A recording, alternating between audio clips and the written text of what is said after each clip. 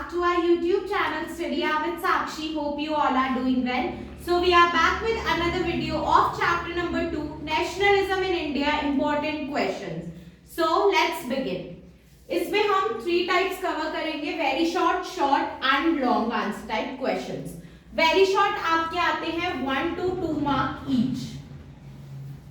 Short आते हैं आपके 2 to 3 मार्क ईच या max to max 4 marks. Long आते हैं आपके 4 to 5 mark each. Very short में फर्स्ट है what is meant by Satyagraha. यहां पर आपको बताना है कि सत्याग्रह का मतलब क्या है, उसकी डेफिनेशन देनी है in 1 to 2 lines. Next question है name the movement launch by Mahatma Gandhi in Champaran in 1917. Mahatma Gandhi ने चंपारण में कौन सा मूवमेंट लॉन्च किया था 1917 में, आपको उसका नेम लिखना है. थर्ड है व्हाई वाज रॉलेट एक्ट 1919 पास. ऐसी क्या जरूरत आन पड़ी थी कि रॉलेट एक्ट को पास करना पड़ा था, वो आपको लिखना है, उसके पास होने का रीजन. नेक्स्ट है who organize Dalit movement in India.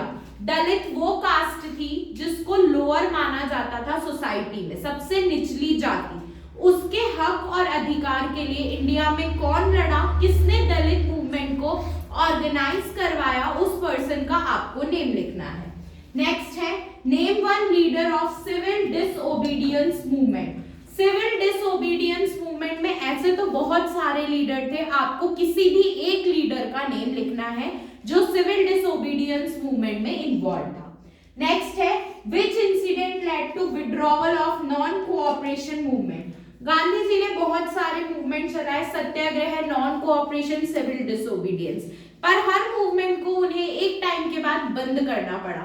तो ऐसा क्या रीजन था जिसकी वजह से गांधी जी को नॉन कोऑपरेशन मूवमेंट को बंद करना पड़ा. नेक्स्ट है what was salt law. Salt law क्या थी, सॉल्ट को लेकर के क्या लॉ थी, उसको आपको यहाँ पर एक्सप्लेन करना है. Name the newspaper started by Bal Gangadhar Tilak. Most important and most frequently asked question, वो कौन सा न्यूज़पेपर है जो बाल गंगाधर तिलक ने स्टार्ट किया था फ्रीडम स्ट्रगल के टाइम पर, जिसमें वो बताते थे कि फ्रीडम स्ट्रगल में अब क्या हो रहा है, यानी अपडेट्स देते थे फ्रीडम स्ट्रगल के बारे में. उस न्यूज़पेपर का आपको नेम लिखना है. इसी के साथ हमारे very short answer type complete होते हैं.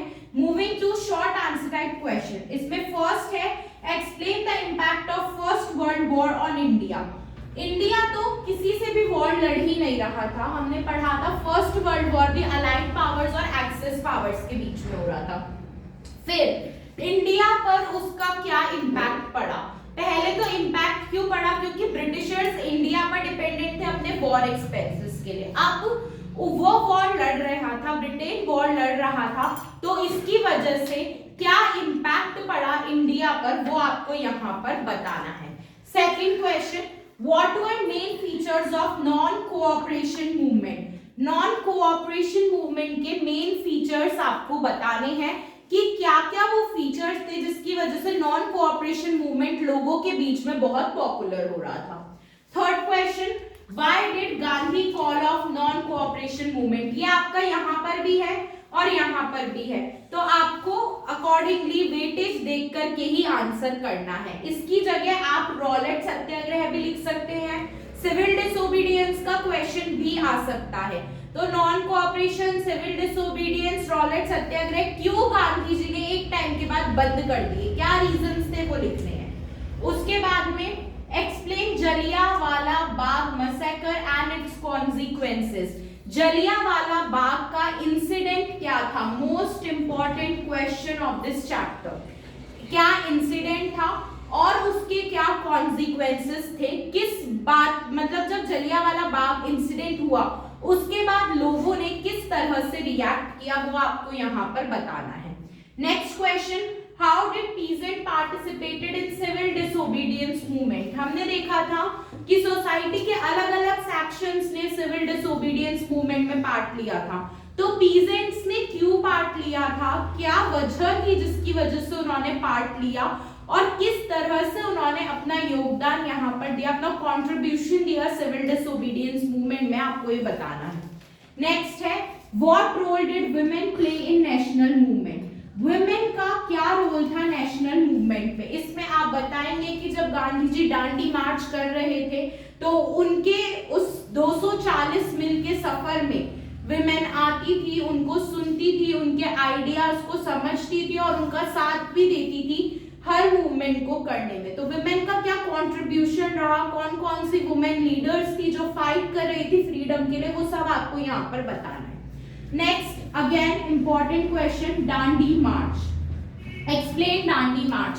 दांडी मार्च में आप क्या क्या एक्सप्लेन करेंगे, दांडी मार्च क्या था पहली, दांडी मार्च क्यों हुआ दूसरी, और दांडी मार्च होने के बाद उसके क्या क्या कॉन्सिक्वेंसेस हुए तीसरी। ये तीनों चीजें आप यहाँ पर एक्सप्लेन करोगे एक दांडी मार्च में। So this is another most important question of this chapter. अब हमने इसी के साथ शॉर्ट आंसर कंप्लीट किए। Let's come to long answer type questions. First है explain relationship between nationalism and culture. Nationalism और कल्चर दोनों हैंड इन हैंड क्यों चलते हैं, एक साथ क्यों चलते हैं, दोनों के बीच में रिलेशनशिप क्या होती है, ये आपको बताना है। नेक्स्ट है describe role of Gandhi Irwin pact in freedom struggle.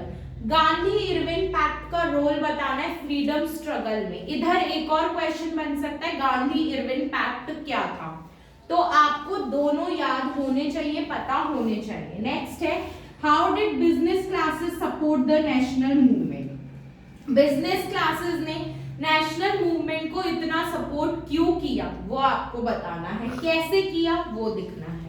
Next है describe role of tribal people in freedom struggle.